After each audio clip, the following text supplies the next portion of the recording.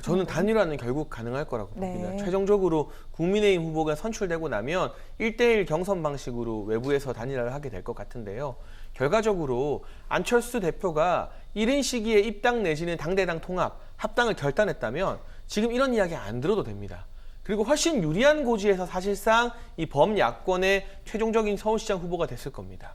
오세훈 전 시장만 해도 지난 17일 이전까지 안 대표가 결단을 하면 본인은 출마하지 않겠다는 조건 무출마 선언을 하기도 했었습니다. 네. 만약에 그 이전에 합당 결단을 했다면 오세훈 전 시장 안 나오죠. 그러면 사실상 이 안철수 대표가 이 서울시장 후보 경선을 접수하는 분위기로 흘러갔을 텐데요. 본인 입장에서는 국민의당 대표라는 어떤 타이틀, 이것도 지키고 싶고 서울시장 후보도 되고 싶고 포기하고 싶은 게 별로 없다 보니까 상당히 어려운 처지에 내몰리지 않았나. 왜냐하면 국민의힘이 아무리 당세가 약해졌어도 100석을 지닌 제1야당이고요. 이번에 서울시장 만약에 국민의힘이 진다고 해도 이 당을 유지하는 데 큰 문제가 없습니다.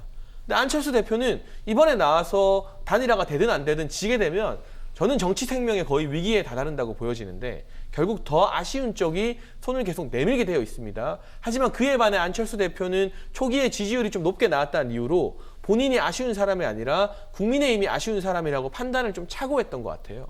근데 냉정하게 말해서 정치에서 가장 중요한 건 의석수이기 때문에 네. 국민의힘은 물론 단일화해야 하지만 안철수 대표만큼 아쉽지는 않습니다.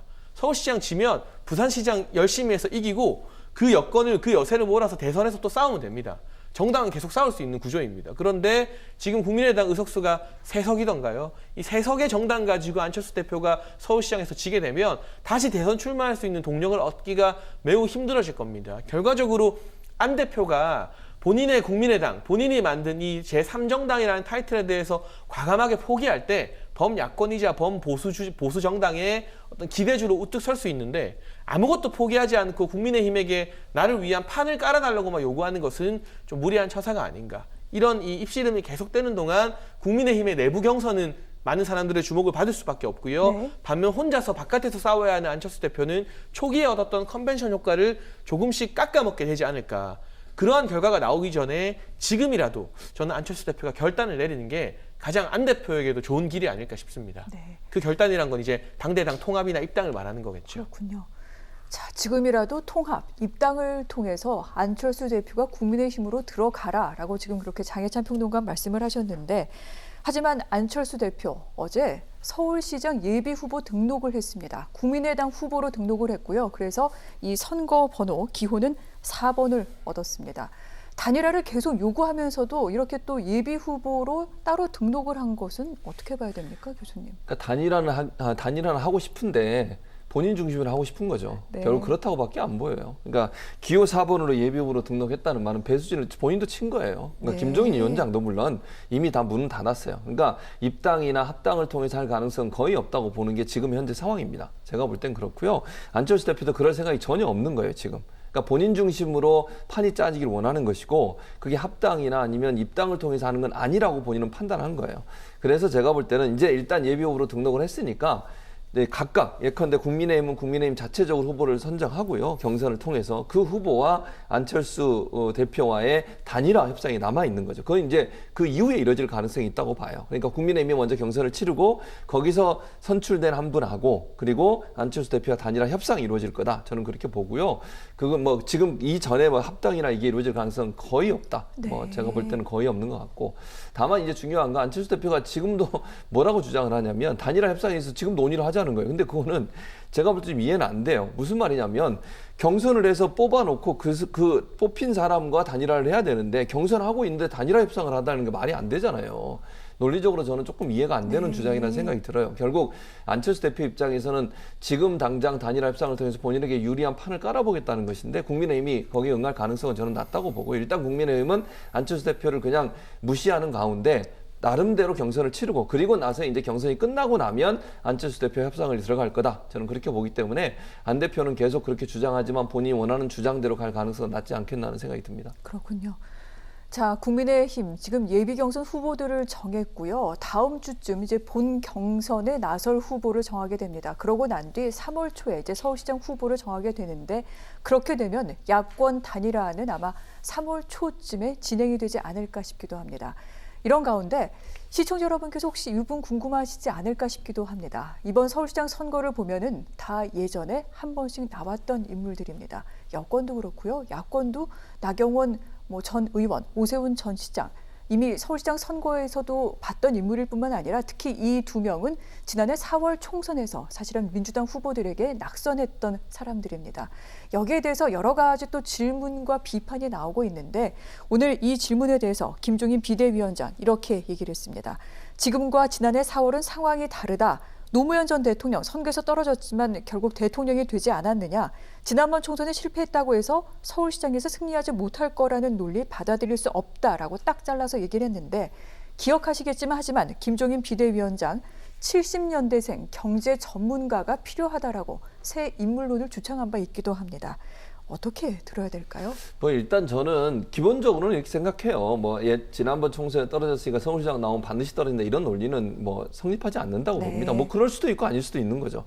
당선이 전혀 불가능하다 이렇게 얘기하는 건 저는 아니라고 보고요. 또 국회의원 선거에 임하는 사람들의 유권자들의 태도와 서울시장을 뽑는 유권자들의 태도가 달라질 수 있다고 보기 때문에 누가 이길 수 있냐 이건 모른다고 봐요 지금은. 그래서 누구든 당의 후보가 되면 열심히 뛰어서 경쟁하고 거기서 유권자들 선택을 받을 수 있는 것이기 때문에 총선에서 낙마했으니까 시장에서도 낙마할 거다 이렇게 그냥 일반적으로 얘기하기는 저는 바람직하지 않다고 보고 새로운 인물에 대해서는 저는 김종인 위원장은 계속 아직도 고민하고 있다고 보이거든요. 네. 모르겠어요. 이제 문제는 시간이 점점 가까워지고 있어서 그 가능성이 점점 줄어들고 있긴 하지만 왜냐하면 사실 나경원 전 대표나 전 원내대표나 아니면 오세훈 전 시장 같은 네. 경우 이 두 분 같은 경우에는 이제 예전에 계속 있었던 분들이라 참신함이나 신선함이 좀 떨어져요.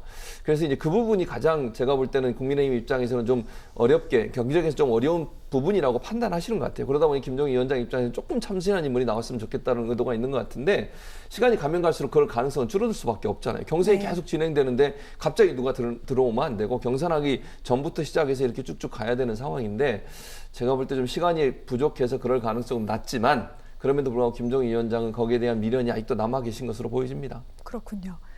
자, 이런 가운데 기자들이 또 질문을 했습니다. 그러면 여권 쪽에 박영선 전 장관, 우상호 의원이 있지 않느냐라고 얘기를 했는데 이 사람들은 지난번에도 나왔었던 사람이다. 별로 의미가 없다라고 얘기를 했습니다. 좀 엇갈리는 것 같은데요. 그러니까 우상호 의원이나 박영선 전 장관 같은 경우는 지난번 서울시장 선거 내부 경선에서 박원순 전 시장에게 패배했었죠. 네. 결과적으로 새로운 인물이 여야 모두 많지는 않습니다. 기대되는 다크호스들이 그래도 야권엔 좀 있는데 왜냐하면 후보가 워낙 많다 보니까요. 여권에는 두 분만 출마하면서 다크호스를 기대할 수도 없는 그런 상황이 되어버렸어요. 하지만 여권에서 정청래 의원이나 고민정 의원 등이 오세훈 전 시장이나 이런 분들에게 총선 지고도 서울시장 나오는 거 이미 심판받은 것이다라고 조롱조의 말을 쓰는 거 저는 동의할 수가 없는 게요. 노무현 전 대통령이 바로 92년도 부산에서 총선 출마했지만 낙선했고요. 그럼에도 불구하고 그 다음 95년도 지방선거에 부산에 또다시 출마했습니다. 또 종로에서 낙선하고 재보궐 당선된 뒤에 2000년도에 다시 부산으로 내려가서 낙선했지만 총선에서 지고 2년 만에 대선에서 대통령에 당선되었습니다.